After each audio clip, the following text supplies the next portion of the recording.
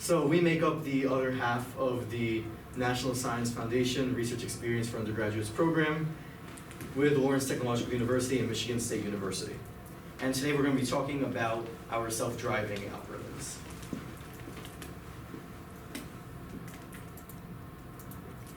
We're going to start with motivation, background, and research goals, then continue to our experimental setup, methods, results, and future research. So let me paint you a scenario. You're driving on the roadway on the way to the beach, but the commute is an hour, and you have some work that you need to catch up on. In this day and age, you would have to drive your vehicle, but I'm here to tell you that in the future, you could do your work while the vehicle drives for itself. On a more serious note, in the past 30 years, vehicle fatalities have improved. That being said, they spiked during the COVID-19 pandemic, and in the first quarter of 2023, there were 20,000 accidents. This is projected to just increase in subsequent quarters, so self-driving algorithms can decrease the amount of vehicle fatalities. The Society for Automotive Engineering has 6 levels of driving automation, and this summer we were largely focused on level 2 automation. This includes lane centering and cruise control. However, the human can take control of the vehicle in the case of emergency. And even though lane centering is already in production vehicles on the roadway, it suffers from volatile weather conditions, including rain, snow, etc. So this summer we were focused on addressing some of these concerns.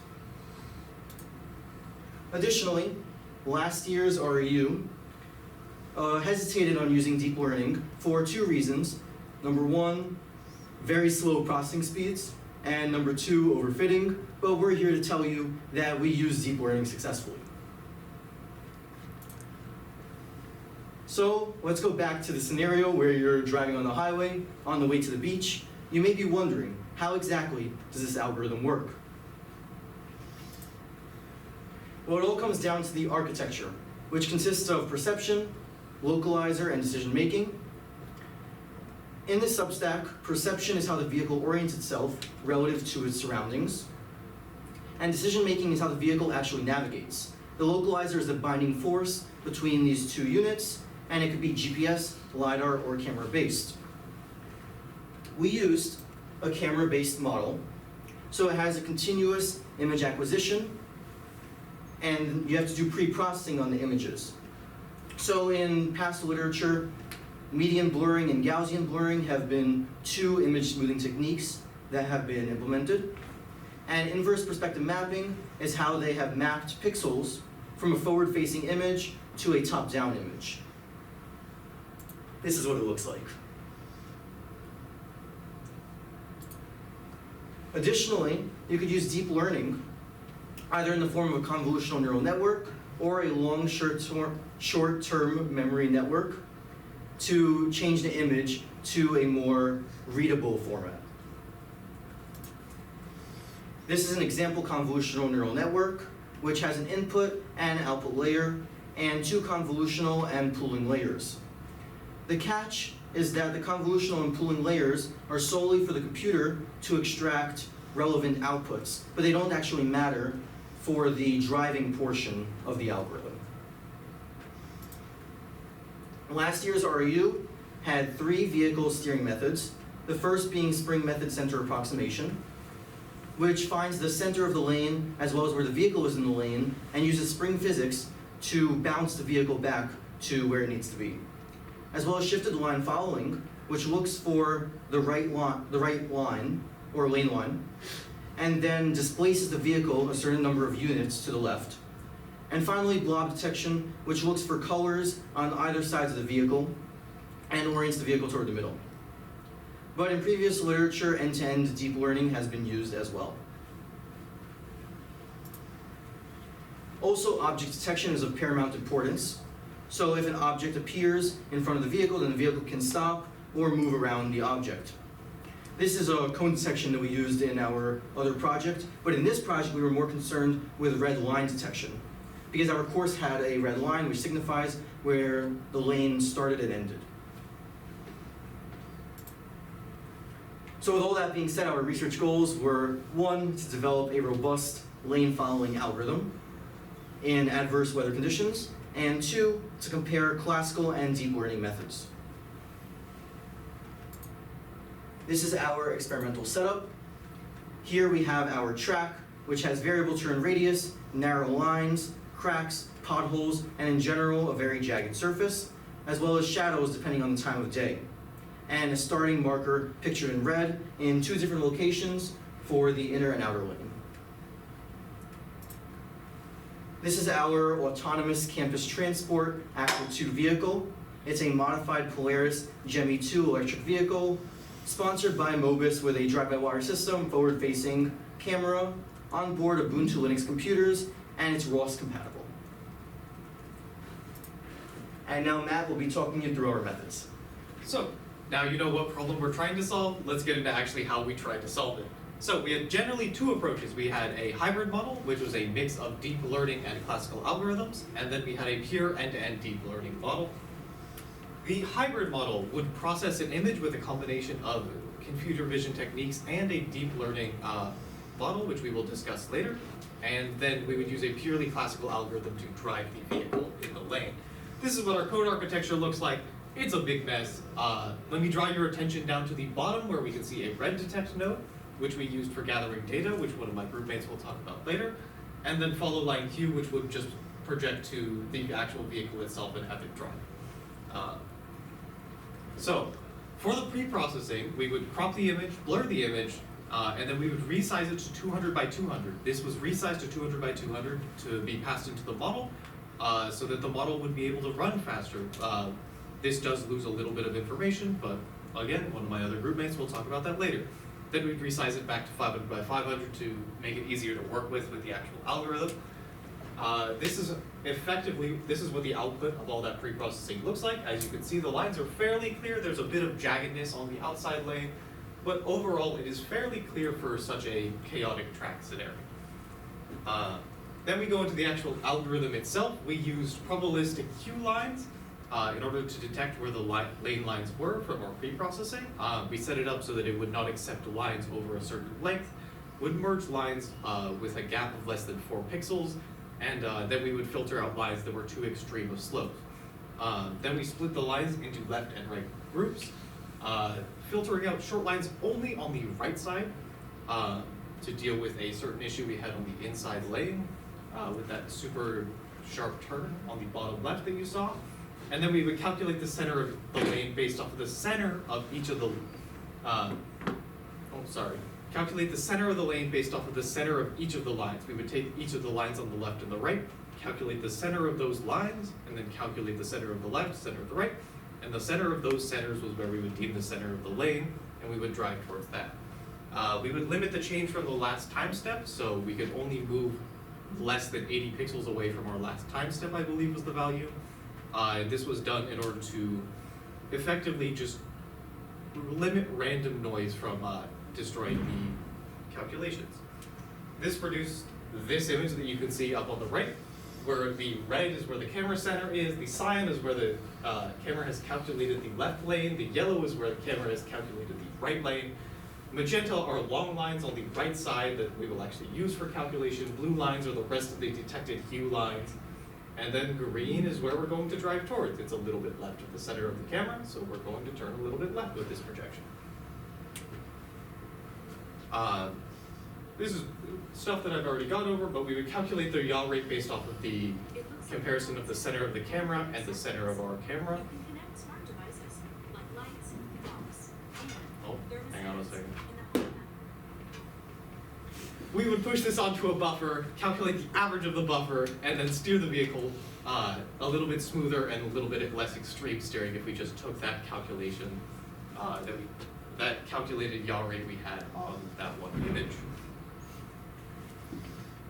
So, to continue with the hybrid method, Matthew mentioned that we used a deep learning model to produce those images.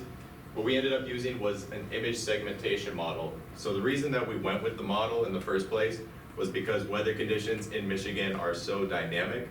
I've heard people say if you don't like the weather here, you just gotta wait 10 minutes, it'll change.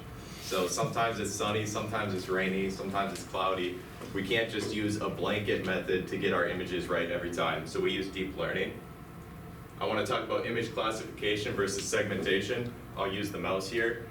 Classification is an AI model that will tell you somewhere in this picture there's a cat, while the segmentation model will tell you these are the pixels where the cat is. So we found that a segmentation model would be very useful for what we're using it for, to find those white lines, to find those road lines. So that's what we ended up going with. Here's an example of the segmentation model. These pictures here are actually predictions based on these inputs. So you can see it's pretty accurate. All of the labels that this model trained on were hand drawn. We made a program that let you draw over the lines, kind of like MS Paint, and we hand drew over 300 images, and we augmented our data up to 3,000 images. I'll talk about data augmentation in just a minute. This model worked well in shadows and bright conditions, which were the main problems that we were facing. Here is the deep learning code architecture. I'm not going to sit on the slide too long. It's just about the same as the last one. End-to-end deep learning. So we used a similar method of deep learning using a convolutional neural network to output a yaw value that the last team did. We used over 800,000 training images, and we got 800,000 training images by using data augmentation.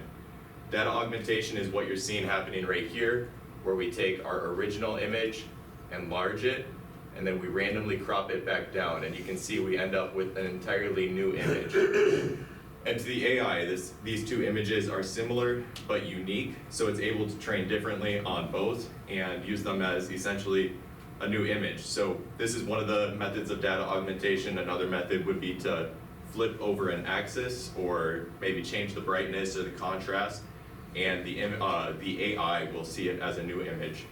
The mean absolute error of our model after training was 0.02 radians, and that's pretty significant when we're talking about staying in the center of a lane. So I'll talk about how we overcame that. Here are 3 prediction images. Every time that our model would get an image from the camera, we would create 2 new images. So this one on the left is the original, the one in the middle is the brightness turned down, and the one on the right is a thresholded image, which essentially turns bright things white and dark things black. We would remove outlier predictions. We would feed all 3 of these images to the model, and then we would remove outlier predictions based on how far away they are from the current yaw, because there's never a scenario where you have the wheel turned all the way to the left and then you need the wheel turned all the way to the right. So if it's telling you to do that, you can assume that it's a bad prediction. So we remove those outlier predictions and then take the average of all 3 of those predictions as well as the current yaw, so that it doesn't go too far off course from where it's already steering, and that is our final output as the yaw for this model. Talk about results. Alright, so let's get into the results of our demonstration. As you can see right here, our hybrid model performed better than our deep learning, as we had success in all 4 of our demonstrations. Now here's some more in-depth data on our hybrid algorithm. We got this data by detecting the red blob of each lap and counting the laps, and then doing some math to get all of these values. This compares the outside lane and the inside lane. There are a few key statistics I want to point out. First, the car was faster on the outside lane versus the inside lane. This can be attributed to the outside lane having more gradual curves, not needing as sharp of turns. Also, the steer centering error, which it quantifies how much the car deviates from the middle of the lane, was far greater in the outside lane versus the inside lane. And finally, the comfortability, which I take as the average derivative of the steering wheel angle, is better in the outside lane versus the inside lane. Since it's the derivative, the lower the value is, the more smooth the ride is. So the comfortability was better in the outside lane, and that can also be attributed to the more gradual turns.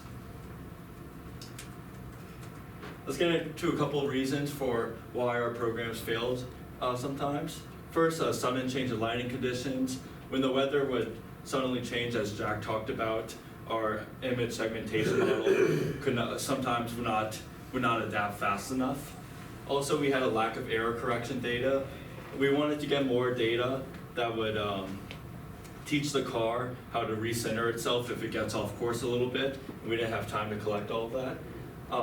Also, sharp turns would cause algorithms to lock onto the opposite lane. Sometimes when a sharp curve is coming up, the camera cannot see the full picture, it could just see one lane, and then it would cause the car to shift to the wrong lane. Also, a lack of proper hue line filtering, and then not enough time to thoroughly train segmentation data. Of course, typically more data means better results, and that could have been helpful for both of our algorithms. Now, there's some future research we can do to better improve our project.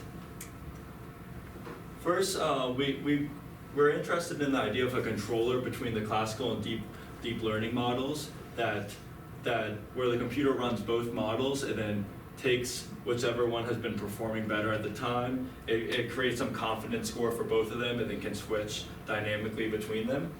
Also, we want to increase reliability through field testing, more training data, more error correction, and more data at sunrise and sunset where there's shadows and variable lighting conditions.